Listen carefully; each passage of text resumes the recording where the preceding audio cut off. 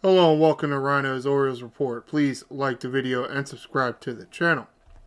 Well, wow, that series could have gone better. Did not look very good game one. Started to get it together a little bit game two. And then game three, well, they had it for most of the game, then lost it, and then found it again. So at least they won one game out of that series. That's what happens, Mike Elias. Just because Dan Duquette brought in a player doesn't mean you should just get rid of him right off the bat as one of your first moves. That's why he came into your ballpark and kicked your ass. Shout out to Mike Yastrzemski. 2 home runs. 2 leadoff home runs. Yeah. Ridiculous. I was a little... I remember that long ago being pissed off that they let the kid go without even giving him a chance. You had no idea what he could even do for you in the major leagues, and you're already letting him go. Kid had the pedigree. You're telling me you think he's not going to be able to play baseball? Hurt you in this series. However, let's get on to it. You see I'm on MassonSports.com. Let's get to game one. And of course, this is the game I went to. San Francisco Giants 10, Baltimore Orioles nothing. Of course, at the same time, I forgot the guy's name. What is his name? Snell. Blake Snell. Cy Young winner Blake Snell was on the mound. 5 hits. 5 damn hits. Austin Slater hitting leadoff. Snell's a lefty, so put all your righties in the lineup and let's have Slater hit leadoff. I mean, I guess the theory does make sense, but at the same time, obviously it did nothing. Not that anything else was going to work, but whatever. Slater, 0 struck out twice. Cole Cowser come in later in the game. Again, because they take the lefty out. So, let's put our lefties in the lineup now. All right. Hey, whatever, man. Cowser does get a hit here. Congratulations to him. Adley Rutschman, 0 struck out twice. Henderson, and then a 3-hole. Because a lefty on the mound, you drop him down to 3. I mean, I guess the logic matches. 0 struck out 3 times. Santander, 0. Eloy Jimenez getting the start here. Again, lefty on the mound. 0 struck out twice. Started out really good with the Orioles, and all of a sudden, seems like he can't play. Heston Kjerstad pinch hitting late. Again, this is a DH spot. Probably a very suitable position here for Kjerstad. Just don't like his defense in the outfield. You know, he did get some time out there, and he looks very much improved in the outfield. Though, at the same time, keep him in right field because left field at Camden Yards, way too big for Kjerstad to cover. Kjerstad gets 2 hits. Somewhat anxious to see what Kjerstad would do. Finally getting... How do you talk about the concussion things? Finally getting released from the concussion protocol list where he, has to go on tests and can't play and whatnot. Cleared to resume baseball activities here. 2 hits already. Just singles, but you know what? That's better than striking out. Manuel Rivera in the start at third base. Brendan Hart got a little funky with the movements down here and all the pinch hitting, and I kind of questioned it, but whatever. I don't think too much was going to make anything go a different way because Blake Snell, he had the Oriole lineup numbered. He had him numbered. He knew exactly how to pitch him, which, I mean, he did come through Tampa Bay organization, so he knew exactly what to do to this lineup. And this lineup did not make any adjustments.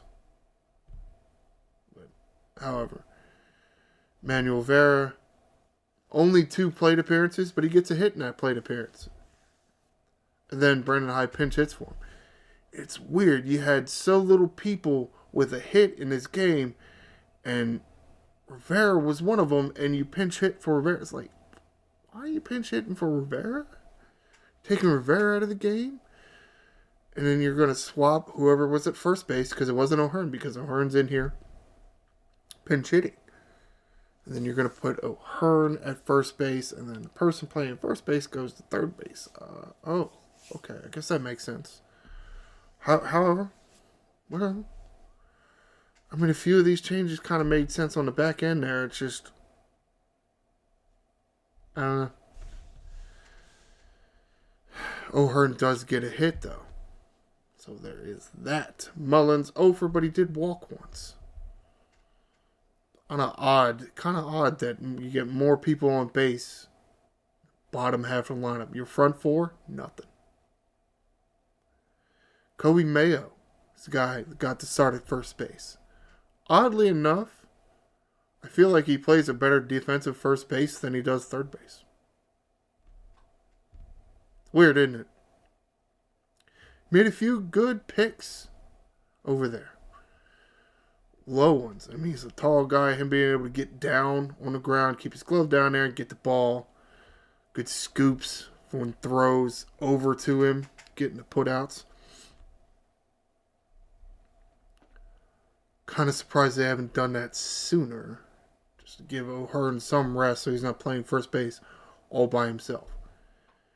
And then Mayo goes over to third base. Seemed kind of odd. Of course, then here comes Jackson Holliday to pinch hit. Well, and that's what happens. I mean, Mayo up there, 2 plate appearances, striking out twice. I mean,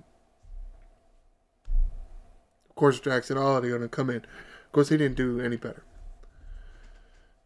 And with that idea there is, okay, so now you got Jackson Holliday playing. Were you going to have Jackson Holliday play third base? No. Levon Soto, who started at second, goes to third base. Okay. However, man, seems like a lot of switcheroo in that you didn't necessarily need to do, but cool. It's fine. Mayo over, Holliday over, Soto over. So Soto did walk once. I'm fairly impressed with what I'm seeing from Soto. He does look like he fields well. Okay, he's not lighting the world on fire with his bat or his plate appearances, but they're serviceable. You can't have a straight-out stud all-star playmaker at every single position. You're just not going to do it. Especially not in this market. You're just not going to be able to afford it. So I really like where Soto is going. O'Hearn, Cowser with doubles, Mullins with a stolen base. There you go. Mullins with a fielding error. Okay, call it fielding error. That's fine. I don't agree, but it's okay. Albert Suarez gets a start here. Yay. Wow.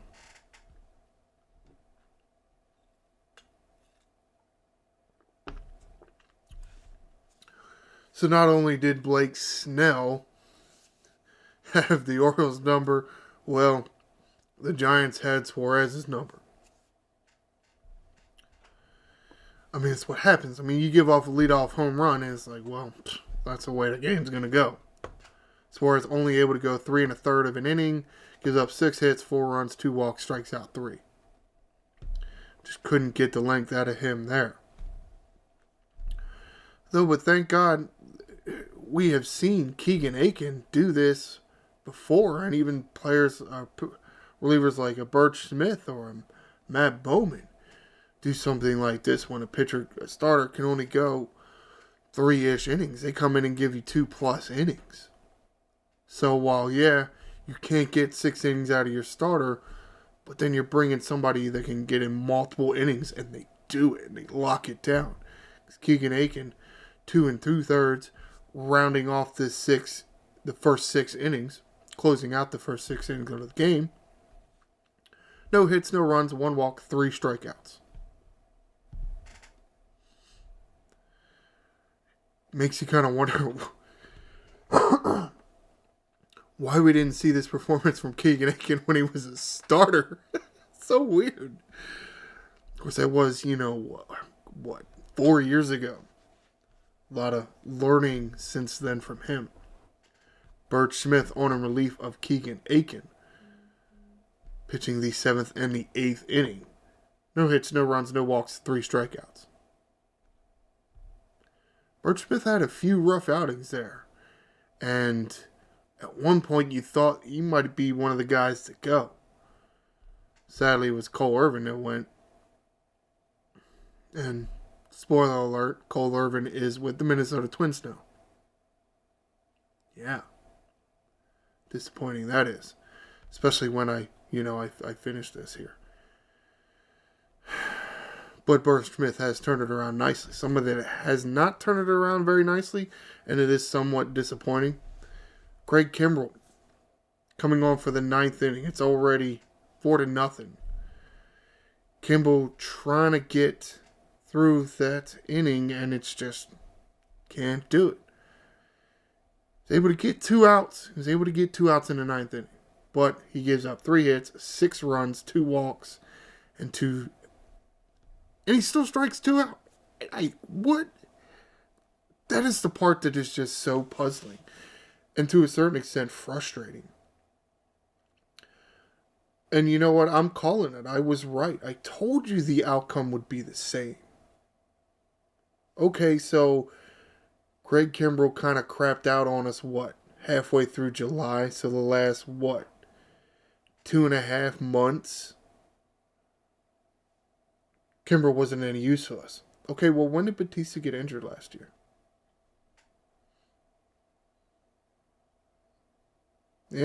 Yeah. So Batista wasn't any use to us for what? The last month and a half of the season? It's about the same, man. It is about the same. And again, it's very disappointing because you look at Craig Kimbrell's numbers through the first, 3.5 months. And okay, there was a hiccup or 2 in there, and he's given up runs, but you can't say Batista never gave up no runs. He was a legit contender to go to the All-Star game. He was closing games out. He was painting corners with his fastball, and it was just, he was locking guys up at the plate. And then all of a sudden, can't do it anymore. Damn. What the hell happened? It's like when Chuck Knobloch, I remember that all them years ago, he just couldn't make the throw from second base to first base. He kept airmailing it all over the place. It's like Kimbrell just got the yips and he couldn't get rid of them. I don't know what the hell else it was.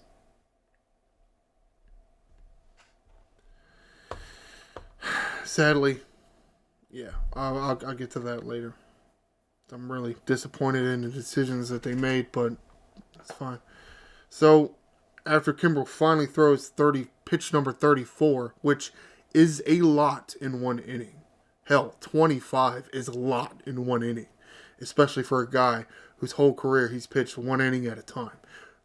To ask him to go out there and throw more than 30 pitches an inning, it's kind of a lot. So to be perfectly honest, I don't blame Kimbrell at all for those last 2 or 3 runs. I really don't. Because, I mean, your arm is just, I'm sure it feels like Jell-O out there. I mean, I pitched in Little League, okay? So I kind of know it's just, you couldn't get anybody ready to go fast enough, and you ended up giving up a few more runs before you could get Matt Bowman up and ready to come in to the 9th inning. And it is Matt Bowman that has to get the final out of the 9th inning, but not before giving up a hit. So Matt Bowman pitches 1/3 of an inning, gives up a hit, no runs, no walks, and no strikeouts. But we got out of the inning. Not that it mattered anyway, because the offense was going to do nothing. Game 2. San Francisco Giants 5, Baltimore Orioles 3. Offense did a little better in this game. Of course, the defense kind of lets you down. Thanks, James McCann. Don't bother putting your foot on the plate to get the force out. It's like a huge patch of dirt. Like you could clearly see it. Like, what the hell? Whatever, man. Gunnar Henderson up to his leadoff spot. Does get 2 hits. Yay. Mullins 0 out of the 2-hole, but he does get an RBI, which is nice. Santander 0. Kerstead 0. Jesus. Cowser with a hit, a walk, and a run scored. O'Hearn a hit and an RBI. Rivera hit, walked once, scored once. Halladay 1 hit and scored once. Jesus. Where they're getting all these hits and these runs scored. Who is getting them in? I don't know. Slater pinch hitting late for Jackson Halladay. Okay. Alright, sure. Fine. Over. Oh, I made it. That worked. So Levon Soto comes in to play second base because obviously Slater's not going to play second base. Soto 0 in his only plate appearance. James McCann hitting in the 9-hole and started catching this day. Notice I have not mentioned Adley Rutschman. Not yet anyway. McCann hit an RBI, also walked once. Adley Rutschman pinch hitting late. Did not have to go in there and catch. That's good. Keeps the pressure off his body. 0 with a strikeout. Or 0-1 with a strikeout. Yeah. Cannon O'Hearn with doubles. James McCann with a fielding error. Yeah, they gave him an error on that play. Little dribbler up to Dean Kramer, who started the game with the bases loaded. I mean, he didn't start the game with the bases loaded. He allowed the bases to get loaded in, what was it, third or fourth inning? Yeah, fourth inning here where they got the 3 runs.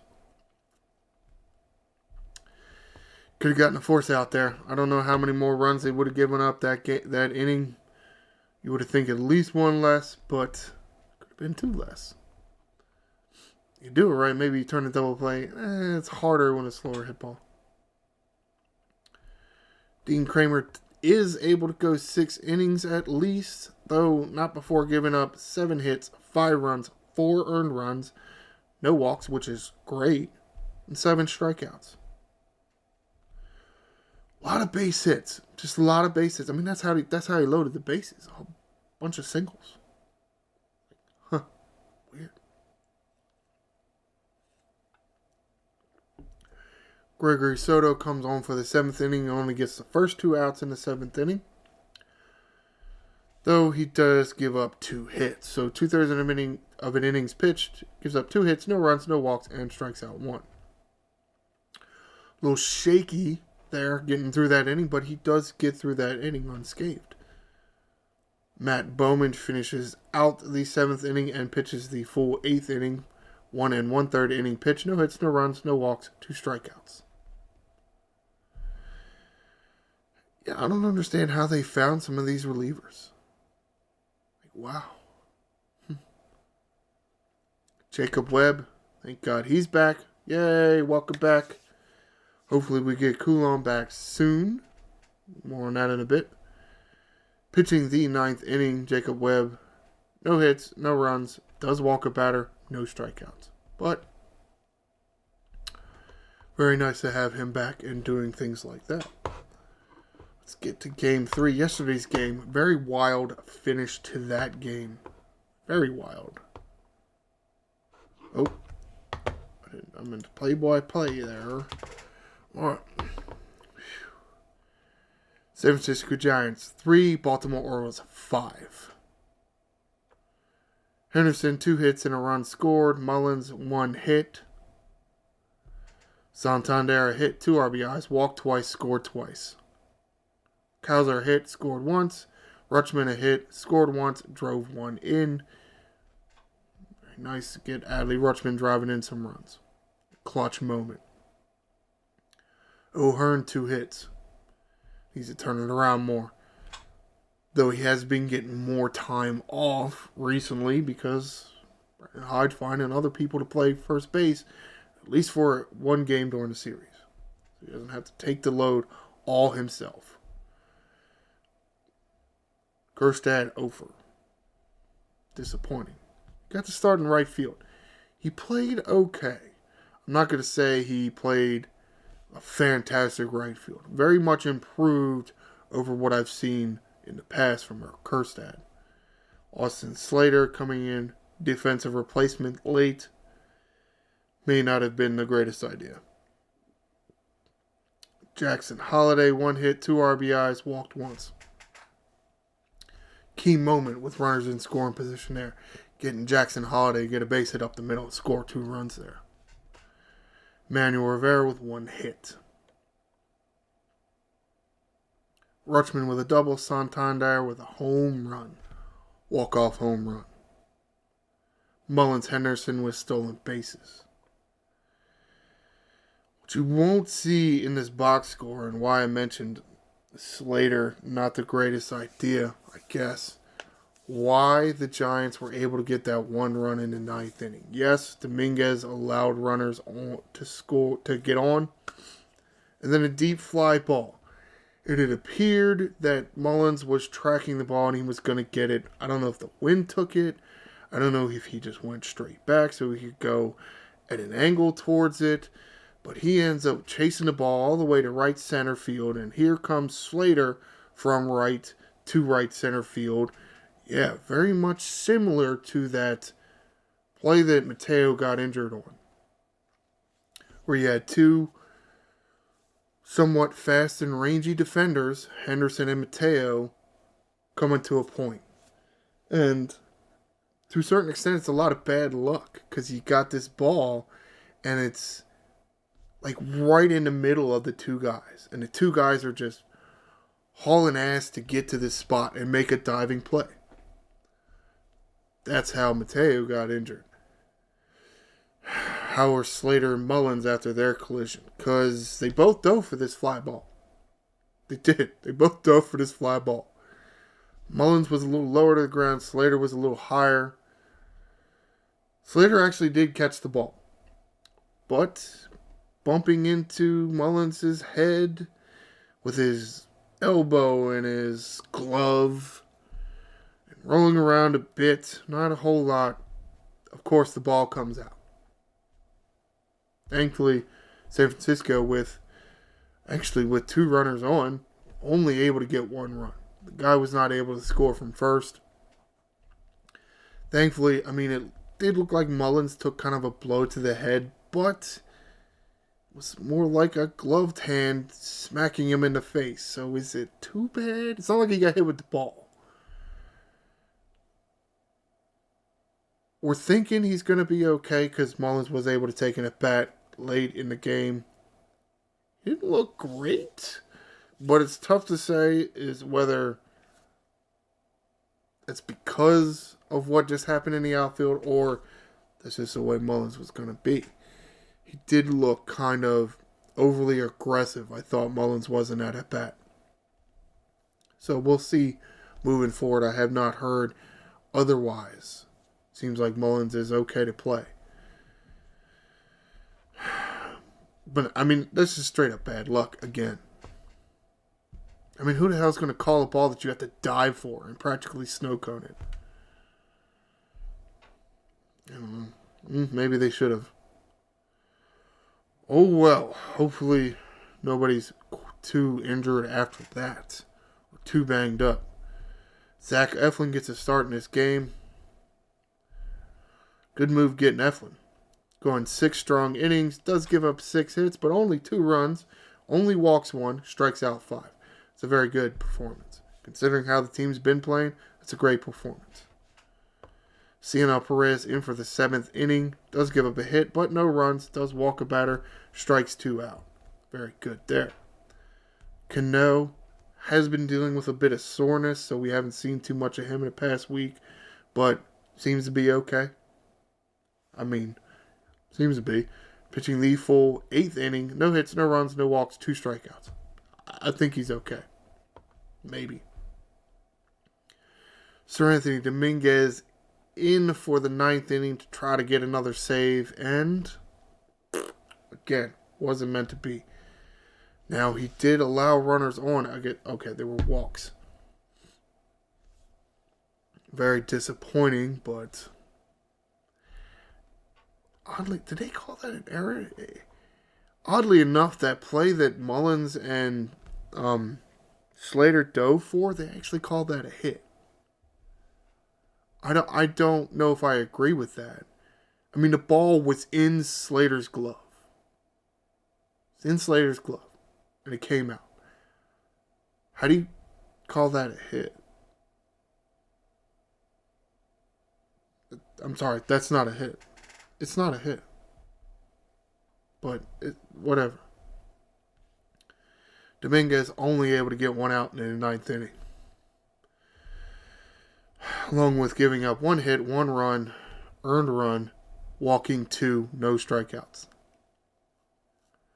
Gregory Soto coming on in relief of Dominguez. It's through 17 pitches. He only threw 17 pitches. It's kind of odd. To a certain extent, I think he's losing his sharpness a bit because other than this game, which was Thursday, he didn't pitch since Saturday. Kind of a long layoff. But the Orioles have been playing so bad. When do you get him into the game? You got to try to find a way to get him into the game. You just have to. You got to keep him sharp. Whatever. Gregory Soto locking down the rest of the ninth inning, getting the final two outs in the ninth inning, and getting the win because he was on the mound for Santander's walk-off. No hits, no runs, no walks, no strikeouts.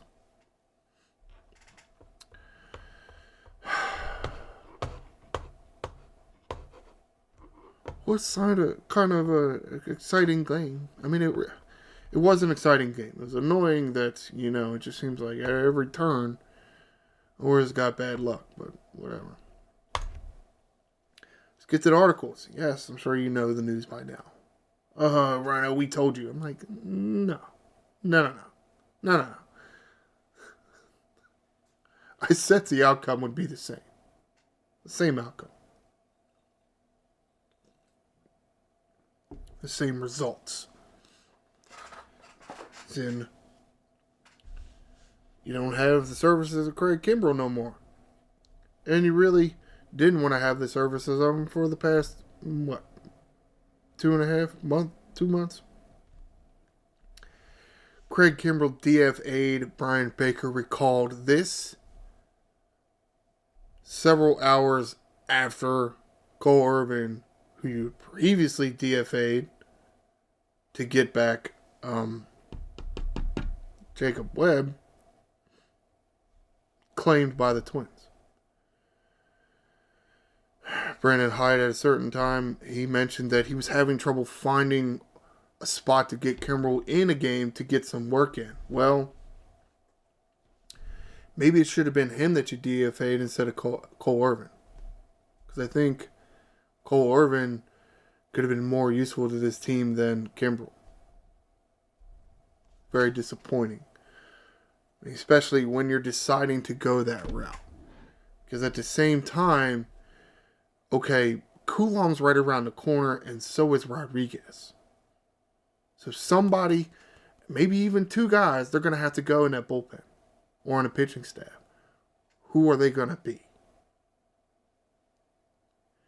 Maybe you're thinking because Rodriguez is going to come back that you don't need Cole Irvin. I don't know. Oh well. Kimbrell DFA'd, make room, Brian Baker up. Have not seen Brian Baker in action, though. Okay. Oh, I'm sorry. This article written by Rock Kubatko. All three of these written by Rock Kubatko.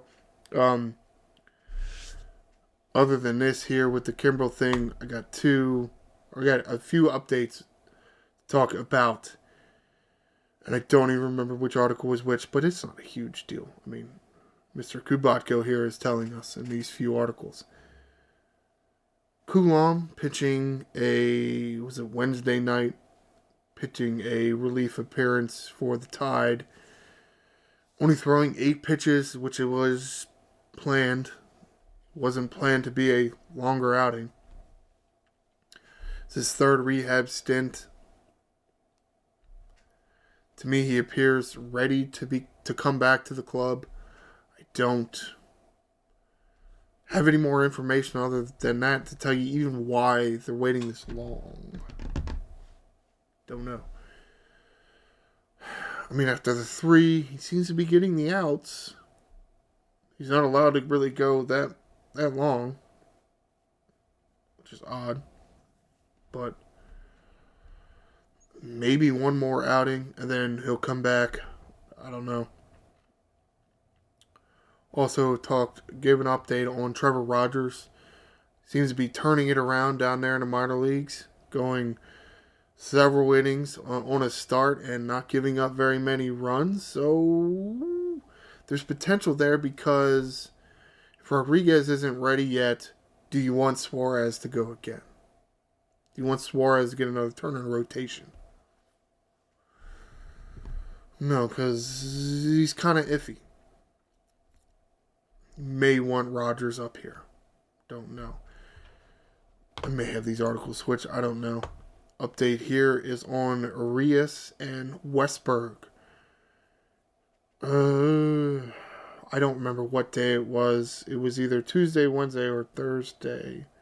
Tuesday's game I think got rained out, so it was either Wednesday or Thursday. Both of them got in their first game as a rehab assignment and got hits. So, well, we kind of expect that with Arias because it was a rolled ankle for him, but it's very encouraging for Jordan Westberg, who had a fractured wrist, broken hand, something, one of those. So the fact that he can not only grip it back, but he can get a hit with it. That's encouraging, very encouraging. When they're going to be ready to actually come back to the big club, don't know. But things are progressing towards that. All right, let's get to the schedule and get out of here. Detroit Tigers coming into town. Friday's game, today's game, scheduled for 7:05. It's on the Apple TV. Gee, thank you so much for stealing my broadcast. Very annoyed that these stupid streaming services are only getting like one game here and there. So you pay for Comcast or Verizon or whoever, and it's like, oh, we're going to take this game away from you. Even though the only reason you have Comcast or Verizon or whoever is to watch the baseball. Because the Orioles don't want to do a streaming service of their own. Yes, other teams do that. Whatever. Getting to the point where got to figure something else out, because I'm very annoyed with this. Saturday's game scheduled for 4:05. Sunday's game scheduled for 1:35. Off day Monday before heading to New York, facing the Yankees. So, well, that will do it for this edition of Ryno's Orioles Report. Please stay tuned for Monday, and I will discuss the series between the Baltimore Orioles and the Detroit Tigers. Please like the video and subscribe to the channel. I am the Angry Ryno, and this is Birdland.